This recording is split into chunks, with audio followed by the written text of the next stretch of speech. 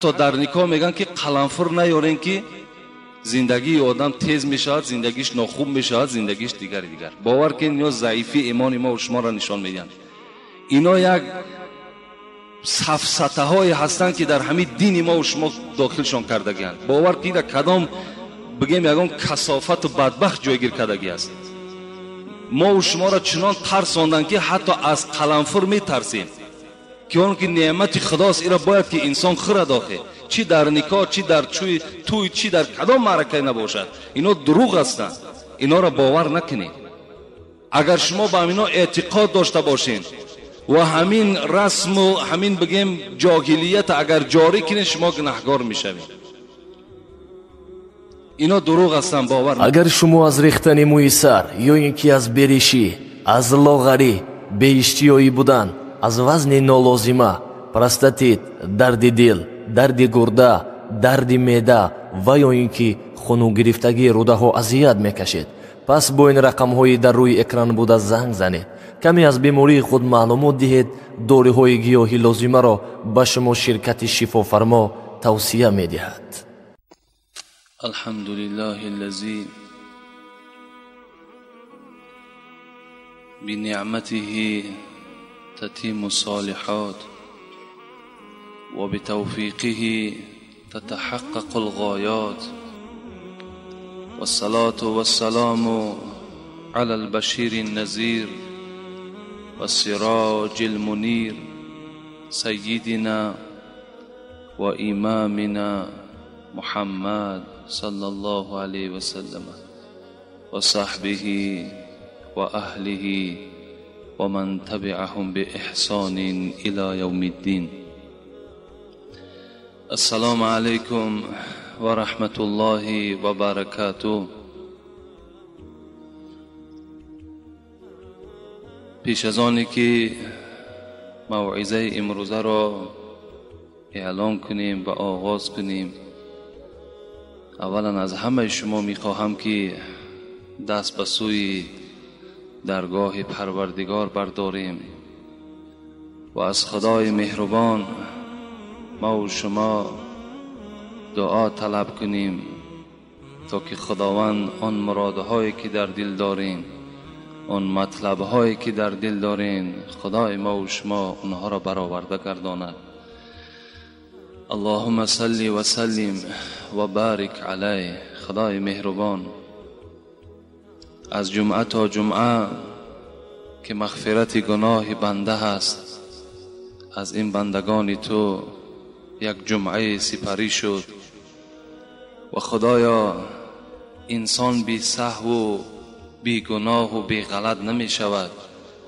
آن سهو، آن غلط، آن خطاهایی که در دوام این یک هفته از ما بندگانت سر زد، خدایا با فضل خود به حرمت این روز جمعه جمیع گناه های ما را مغفرت بگردانی و خدایا تا جمعه دیگر باز عبادت های ما را رنگین بگردانی، عبادت های ما را با ذوق و با شوق بگردانی. مهر ما را، محبت ما را خدایا نسبت ذات خودت، نسبت پیغمبرت، نسبت قرآنت، نسبت اسلام و مسلمین خدایا باز هم زیادتر بگردانی و خدایا امت اسلام را از فقر خلاص بگردانی و خدایا آرامی را در تمام دولت‌های اسلامی برقرار و بردوام نگه بداری و این جمعیتی که در این خانه تو حضور دارند خدایا بیماری ها داشته باشند، شفای کامل و شفای عاجل نصیب بگردانی. گذشتگی ها دارند، گذشتگی هاشون خدایا رحمت و مغفرت بگردانی.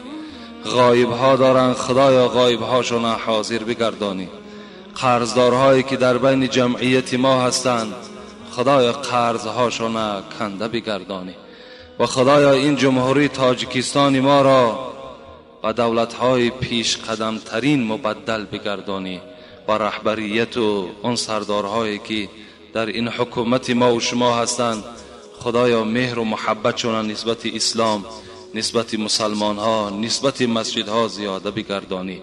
ربنا اتنا فی الدنیا حسنه وفي الآخرة حسنة وقنا عذاب النار برحمتك یا ارحم الراحمین. در جمعه ما و شما چندین مهمان ها هم حضور دارند که با اونها ما صحبت داشتیم، چه از دوشنبه هستند چه از حصار هستند و برای زیارت ما و شما آمدن، برای دیدن این جمعیت ما و شما آمدن و الحال در بین جمعیت ما و شما نشستن و طلب کردن که در حق ایشان هم دعا کنیم که اونها هم خاص از برای فقط زیارت و برای ادا کردن نماز جمعه آمدن. و اینجا یک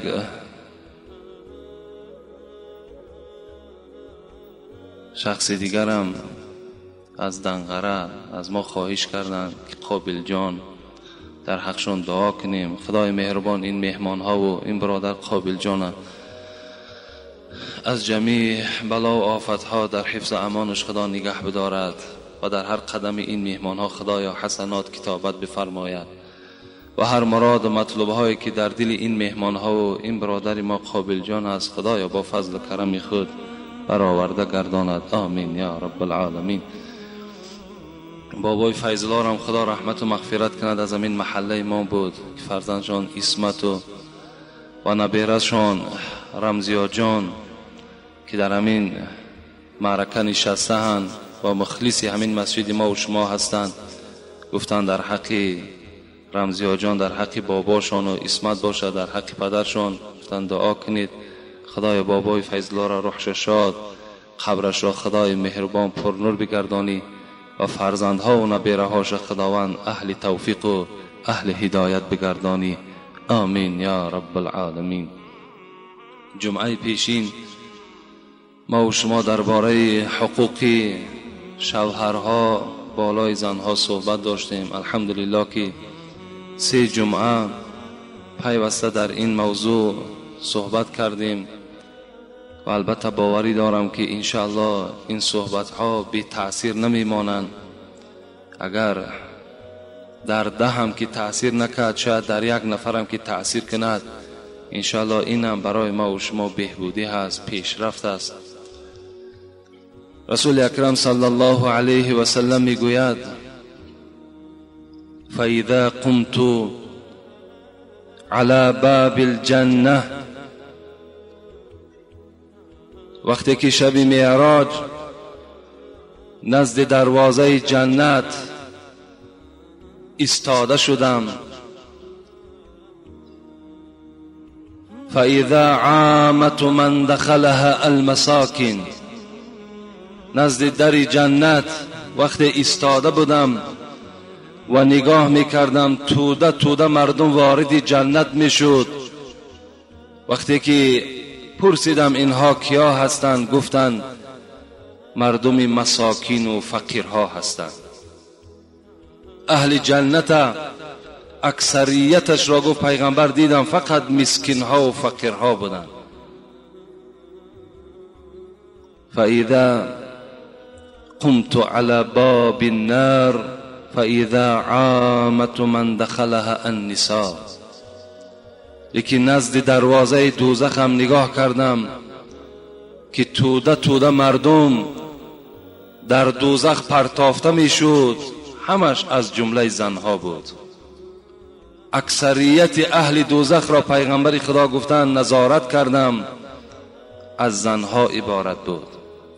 البته زنهایی که در دنیا احترام شوهر نکردند، زنهایی که در دنیا به تربیه فرزند اهمیت ندادند، در دنیا به طرف شوهرها زبان درازی کردند، شوهرها را به احترامی کردند، حیات خوب مرد را به تلخی مبدل گردانیدند. اینها کسانی بودند که عاقبتشان وارد شدن بر دوزخ است. البته تمام خواهران عزیز و مادرها می‌دانند که این دنیا اونقدر دنیای دراز نیست. دنیایی هست که زود است که البته بالای چی زن باشد چی مرد باشد هجوم میکند و اون امانت میگیرد. و در پیش ما و شما حیات دیگر داریم، حیاتی که وی فنا شونده نیست. باید که برای اون حیات، اون دنیا باید که ما و شما کوشش و حرکت داشته باشیم. حضرت عثمان میگوید که شنیدم از پیغمبر خدا که میگفتند ما من امرأة قالت لزوجها ما رأيت منك خيرا، اگر کدام زنی که در دنیا به سوی شوهر میگوید ای شوهر من از تو چیزی ندیدم، بسیار است امروز این کلمات از اکثر زبان زنها صادر می شود. اگر یک روز یا یک ماه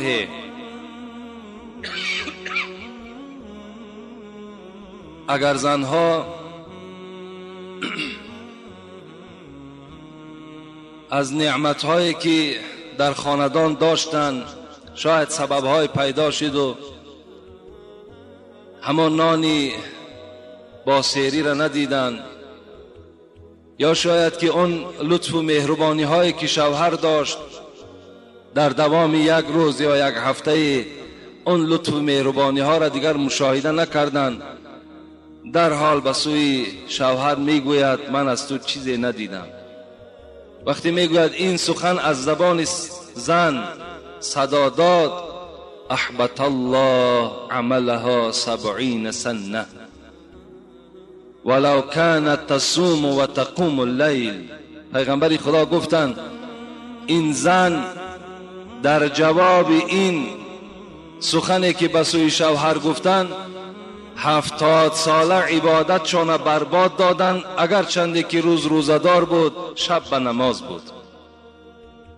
در یک کلمه که میگوید ما رأیت منک خیرا، من از تو چیزی ندیدم.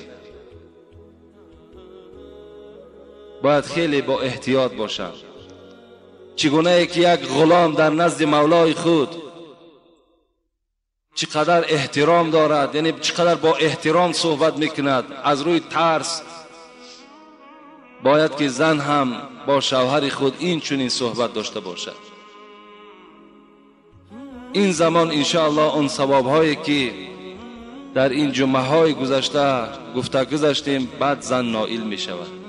و الا اگر سرکشی کند و این گونه کلمات ها را اگر تلفظ کند، وای به حالش، چی در دنیا و چی در قیامت البته اینها شرمنده هستند و در عذاب خداوند گرفتار می شود.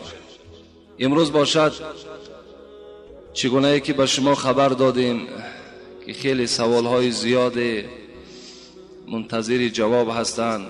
می خواهم که جواب این سوال ها را به شما خبر دهم. بسم الله الرحمن الرحیم. السلام علیکم. داملای شیرین بیان.